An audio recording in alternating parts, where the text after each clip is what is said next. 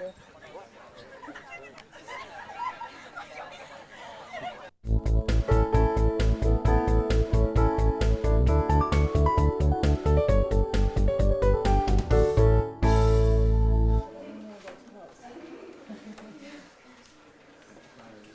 would like to introduce you to your teacher, Miss May Morrow, who will begin to instruct you so that you will be fully prepared to leave here and teach in the area common schools. It is my pleasure to introduce you at this time to your teacher, Miss Morrow. Good day. You may address me as Miss Morrell. And I would like to have you give us your names so that we would know who, so that I can remember whose face belongs to which name. So, Je m'appelle Lucie Sigil, à l'extérieur. Marguerite Paradis. Evangeline Devaux, Franchement. François Roy. Blanche Simon. Cadette Gras. Willy Martin. Elizabeth. Anne Cyril. Suzanne Viola. Michel Michaud. Je m'appelle Antoinette Suzy. Denise Cormier. Et Marie Marquis. good day. You will not hear me speak French very much because this is your first class at the Madawaska Training School. And from now on, we will try to hold all our classes in English. And when you go out and become teachers, you will be teaching in English to your students, and you will expect them to speak English to you. And there is a reason for that. Now, the reason has to do with Maine becoming a state, and becoming a state of the United States. And so, in 1820, Maine became a state. And when it became the state of the United States, and these are things that you will need to remember, to write, and to keep track of as we go. So I'm going to pass to you this paper so that you will be ready for your tests when the test time comes. And so you will find pencils at each one of your places.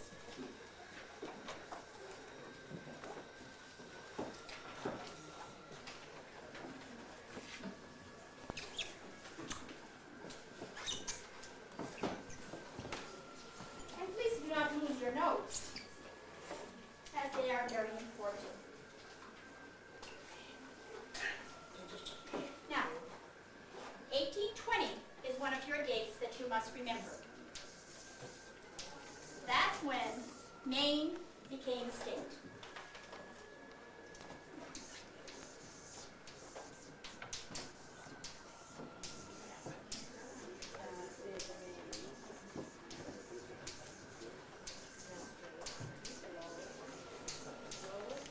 Now, being part of the United States was a big thing. And this area that you live in, which is called the Madawaska Territory, was being contested. People were contesting the British, who were running the government in New Brunswick, and the Maine government, and the United States, of course, wanted to have the forests that were in this area. And there was no border, and so they started talking about war. And the one thing that you must remember is that in this area, in 1838, and it lasted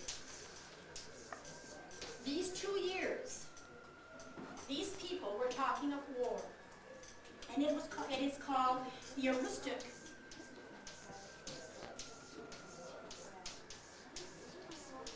But it became called the Aroostook Bloodless War because no blood was shed.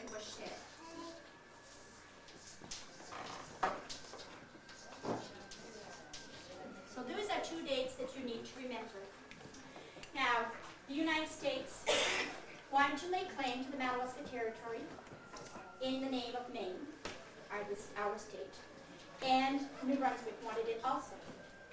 And so, the two of them decided that if we're going to go to war, we need to have roads, we need to have forts. And so they built a fort in what we know today, because the town has taken the name of that fort, called Fairfield. And now it's called Fort Fairfield. And then they went up and built roads to Fort Kent, and they built a fort in what we know today as Fort Kent. And they called it Fort Kent. And so the town today is called Fort Kent. Now, at the same time that the people in the United States are doing this, the people in Canada, who are governed by the British, are also doing this. They are building a fort in Grand Falls, they are building a fort in Cabano, and they are getting ready for the Aroostook Bloodless War. But people had just gotten over having wars in the United States. We had just done the Revolution, we had just done the Civil War, and we didn't want any more wars. And so our government got a man called Daniel Webster. And this is a name that is very, very important for you to remember. To start looking into the possibility of avoiding war. They didn't want to go to war with the British anymore. And so Daniel Webster was called on board to try and rectify the problem of who was going to own the Madawaska territory. And of course the British are not going to be outdone, and so they got Lord Ashburton.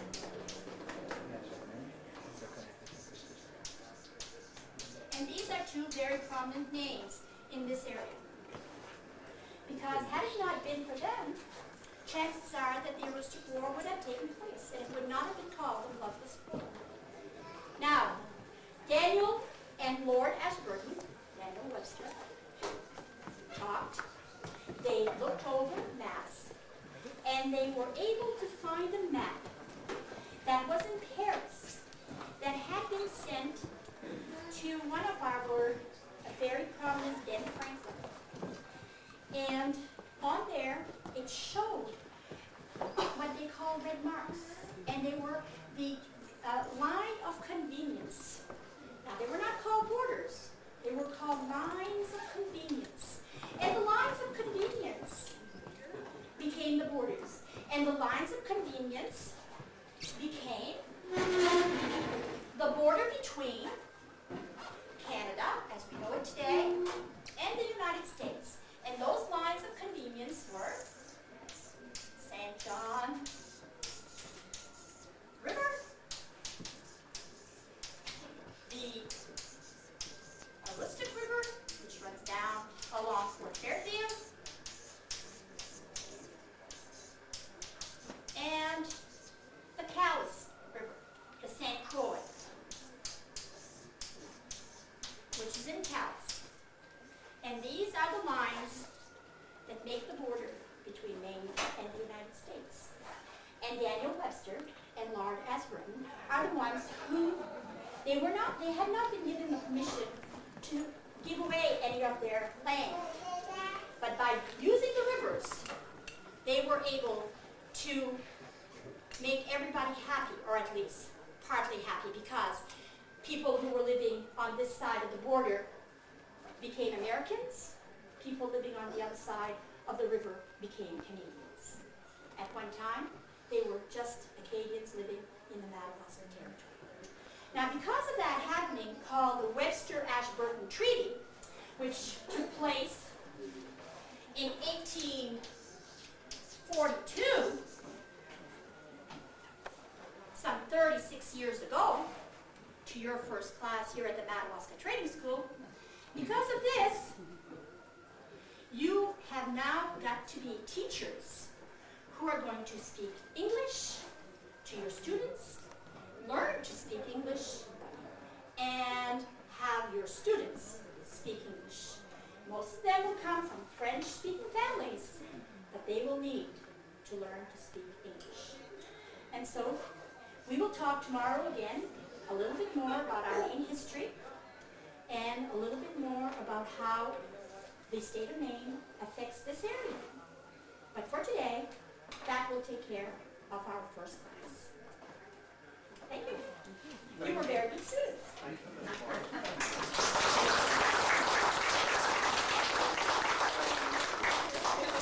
Now, if you'd all follow me and others, then we'll go to the recreation building where the program will continue. As we celebrate the 125th anniversary of University of Maine. Okay.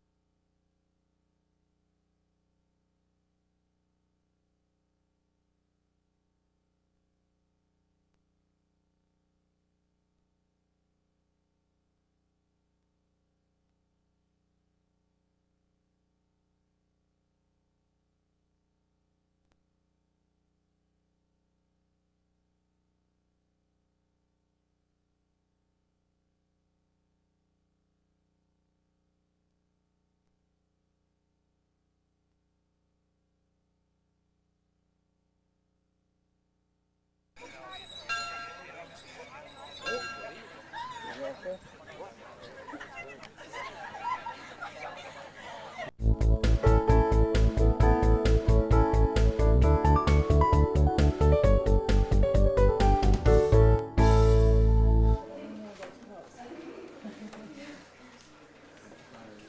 would like to introduce you to your teacher, Miss May Morrow.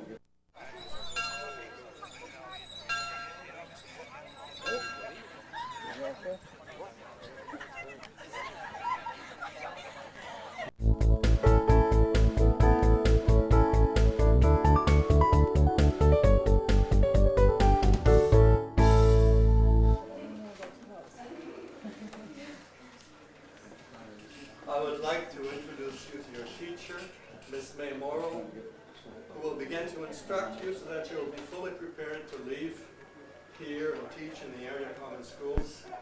It is my pleasure to introduce you at this time to your teacher, Miss Morrow. Good day. You may address me as Miss Morell. And I would like to have you give us your names so that we would know who, so that I can remember whose face belongs to which name. So, Je m'appelle Lucie. I'll just tell you